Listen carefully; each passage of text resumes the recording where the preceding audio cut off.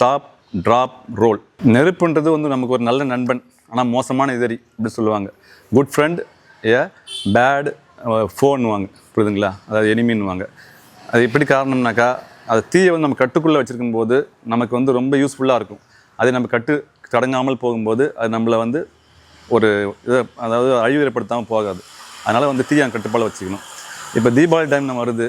தீபாவளி வந்தோம்னாக்கா முக்கியமானது வந்து பட்டாசு வெடித்து கொண்டாடுறது வந்து நம்ம இந்திய கலாச்சாரத்தில் ஒரு முக்கியமான நிகழ்வாக இருக்குது.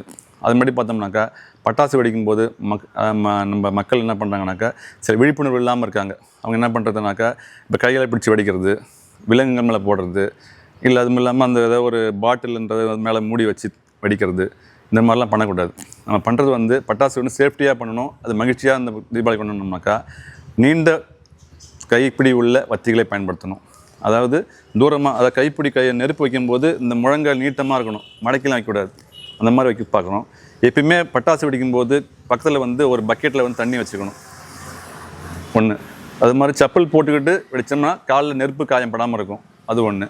சட்டைகள் வந்து உடுத்தும் உடைகள் வந்து ரொம்ப லூஸாகவும் போடக்கூடாது, ரொம்ப டைட்டாகவும் போடக்கூடாது. நார்மலாக கரெக்டான ட்ரெஸ்ஸு காட்டன் உடைகள், அதாவது பருத்தி உடைகள் அணியணும்.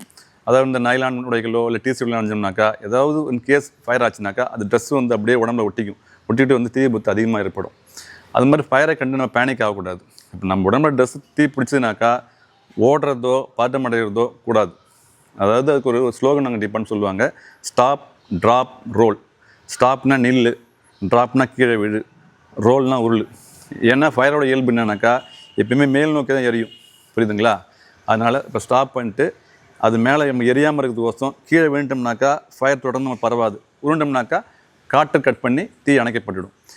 அதுக்கோசம் தான் ஃபயர் வந்து ஸ்டாப் ட்ராப் ரோல், புரியுதுங்களா சொல்லுவாங்க. அனைவருக்கும் நமது தமிழ்நாடு தீயணைப்பு மற்றும் மீட்புப் பணிகள் துறையின் சார்பாகவும் திருவண்ணாமலை மாவட்டத்தின் சார்பாகவும் இனிய தீபாவளி நல்வாழ்த்துக்களை தெரிவித்துக் கொள்கிறோம். அதாவது பாதுகாப்பான தீபாவளியை கொண்டாடுவோம் என்று சூழல் வைப்போம். நன்றி, வணக்கம்.